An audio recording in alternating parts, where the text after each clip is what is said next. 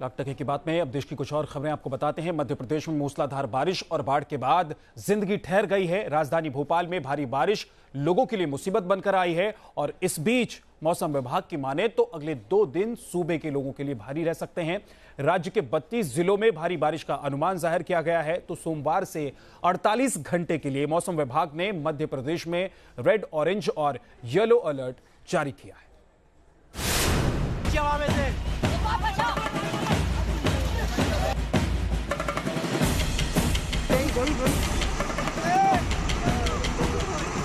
मध्य प्रदेश में मूसलाधार बारिश ने हाहाकार मचा दिया है।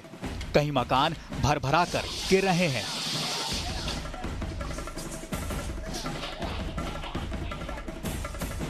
कहीं पानी के प्रचंड प्रहार के आगे भारी भरकम ट्रक बहा जा रहा है।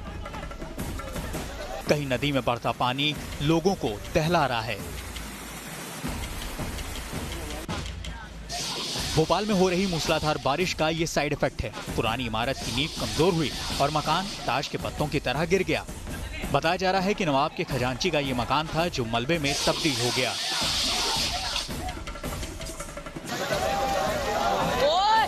गुना में उफनती नदी के बीच भारी भरकम ट्रक बह गया। पुल पर नदी के उफान के बावजूद ट्रक ड्राइवर दूसरे किनारे पर जाने की कोशिश कर रहा था, लेकिन तेज धार में ट्रक फंस गया और फिर देखते देखते लहरों ने ट्रक को पलट दिया। ट्रक पर लोहे के पाइप लदे हुए थे, फिर भी तेज बहाव में वो तिनके की तरह बह गया। मंदसौर में भारी बारिश के बाद नदी नाले उफान पर हैं। यहाँ के नाहरगढ़ बिल्लोद रोड पर शिवना नदी पर बने पुल को पार करते वक्त बाइक सहित 2 युवक बह गए। सैलाब के आगे बाइक सवार का संतुलन बिगड़ा, जिसे देखकर एक युवक दौड़ता हुआ पहुंचा, लेकिन उफनती नदी की धार में दोनों बह गए। हालांकि युवकों को बचा लिया गया। इंदौर में लगातार हो रही बारिश के चलते सड़कों पर पानी भर गया है।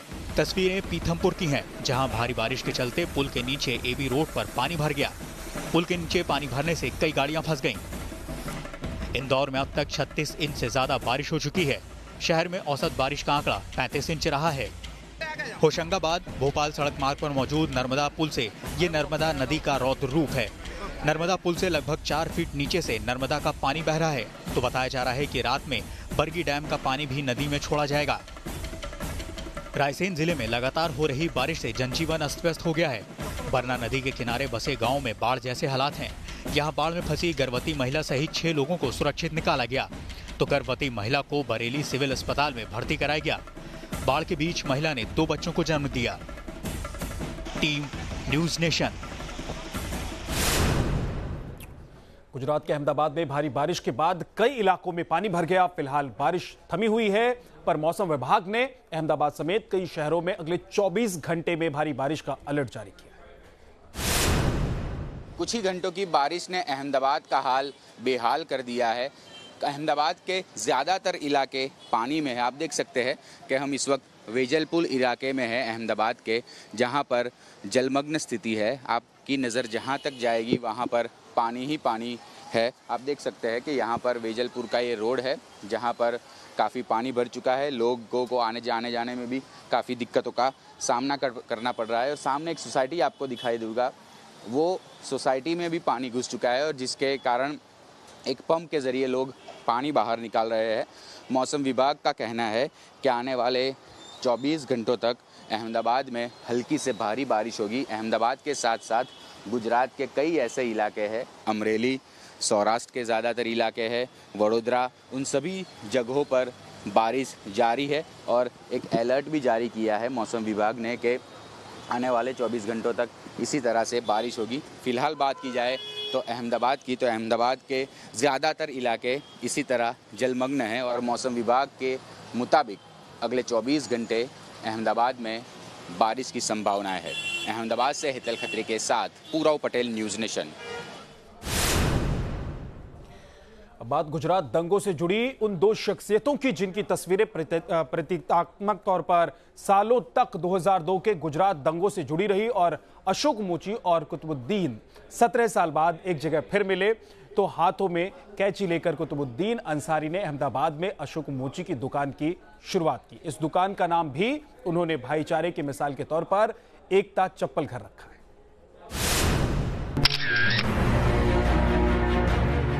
2002 के गुजरात दंगे से जुड़े इन दो चेहरों को भला कौन भूल सकता है। सिर पर भगवा कपड़ा बांधे और रॉड लिए अशोक मोची और रहम की भीख मांगते हाथ जोड़े कुतुबुद्दीन अंसारी 2002 के गुजरात दंगे का सबसे बड़ा चेहरा बन गए थे।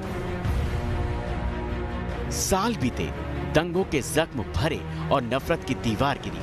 दंगों से जुड़े ये दो चेहरे अब मिलकर देश को सांप्रदायिक सौहार्द का संदेश दे रहे हैं। दुनिया ने अशोक और कुतुबुद्दीन अंसारी की दोस्ती का नया चेहरा देखा। मौका था एकता चप्पल घर के उद्घाटन का। चप्पल की छोटी सी दुकान चलाने वाले अशोक ने जब नई दुकान खोली तब उसका उद्घाटन अपने दोस्त कुतुबुद्दीन से करवाया। मौका भी था, दस्तूर भी। उद्घाटन के बाद कुतुबुद्दीन ने अशोक की नई दुकान से चप्पल भी खरीदी। इस मौके पर कुतुबुद्दीन ने लोगों को भाईचारे के साथ, आपसी प्यार के साथ रहने की अपील की। ये गुजरात में है ही ऐसा, स्पेशली मेरे और अशोक में नहीं। तुम जनरली कोई भी व्यक्ति से मिलोगे तो उसका कहीं ना कहीं किसी ना किसी के साथ संबंध है ही। वो एक अलग चीज है कि एक माहौल बन गया था, लेकिन वापस गुजरात रिकवर हुआ। वापस गुजरात में लोग मिलजुल कर रह रहे हैं। अशोक मोची अब तक अहमदाबाद के फुटपाथ पर चप्पल सिलने का काम करते थे। 17 साल पहले पुरानी घटना को भुलाकर अशोक अब जिंदगी में आगे बढ़ चुके हैं। अशोक कहते हैं, गंगा जमनी तहजीब ही इस देश की पहचान है। 2002 में जो गुजरात में हुआ भयानक दंगे हुए थे, वो गुजरात की अस्मिता के खिलाफ थे। क्योंकि गुजरात की पूरी दुनिया में अगर कोई पहचान है तो ये एक है गांधी बापू की जन्मभूमि गुजरात। और गांधी बापू की जो विचारधारा थी, सर्वधर्म समभाव था, और जो हादसे हुए वो गुजरात की अस्मिता के खिलाफ थे। तो ये मेरे मन में कभी से चल रहा था कि कभी ना कभी गुजरात की अस्मिता को उजागर किया जाए और गांधी विचारधारा को पूरी दुनिया के सामने लाया जाए।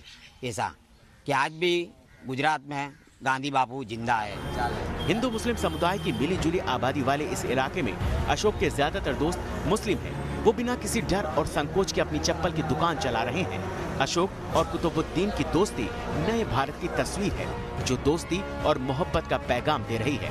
अहमदाबाद से पूरब पटेल के साथ टीम न्यूज नेशन। और प्याज की कीमत एक बार फिर से आपको रुलाने जा रही है, क्योंकि जो प्याज अब तक बाजार में, खुदरा बाजार में 15 से 20 रुपए किलो प्रति मिल रहा था, वही प्याज अब आपको 40 से 45 रुपए प्रति किलो मिलेगा।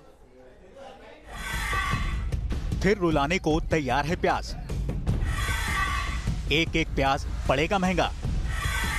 बारिश ने बढ़ाए प्याज के भाव। यह है महाराष्ट्र के नासिक की लासलगांव मंडी, भारत में प्याज के कारोबार की सबसे बड़ी मंडी। लासलगांव में सिर्फ नासिक या महाराष्ट्र ही नहीं, दक्षिण भारत और मध्य भारत से भी प्याज बिक्री के लिए पहुंचता है। लासलगांव में प्याज की किस्मों को कई वर्गों में बांटा जाता है। फिर यह प्याज शहर शहर थोक विक्रेताओं के पास पहुंचता है। इन थोक विक्रेताओं के पास से फुटकर दुकानदारों तक और वहां से आपके किचन में। आपके किचन में पहुंचा ये प्याज यूं तो खाने का स्वाद बढ़ा देता है, पर आने वाले वक्त में यह आपकी जुबान का स्वाद बिगाड़ने के साथ ही जेब पर भी भारी पड़ सकता है, क्योंकि प्याज की बड़ी मंडियों में कीमत में उछाल है। थोक विक्रेता बता रहे हैं कि प्याज की कीमत थोक बाजार में 40 रुपए प्रति किलो तक पहुंच सकती है। प्याज की स्थिति इस समय 32 से 28 से 30, 32 तक बिक रही है, और आगे अगर दाम बढ़ा तो जो भी है 36, 38, 34 तक जाएगा। मार्केट टाइट है। मार्केट टाइट चल रही है। वजह क्या है कि माल की शॉर्टेज है।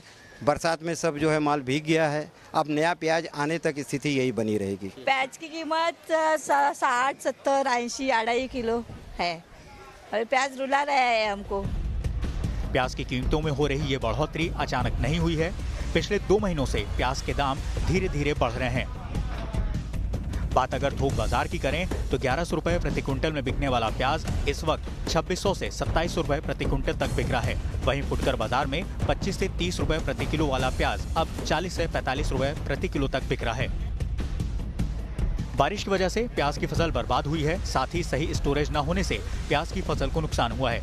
कीमतों में उछाल का डर इसलिए भी बना हुआ है क्योंकि भारत अपने प्याज की पैदावार का 50 से 60% हिस्सा विदेशों में निर्यात भी करता है। नासिक से संदीप द्विवेदी के साथ मुंबई से शैलेंद्र सिंह, न्यूज नेशन।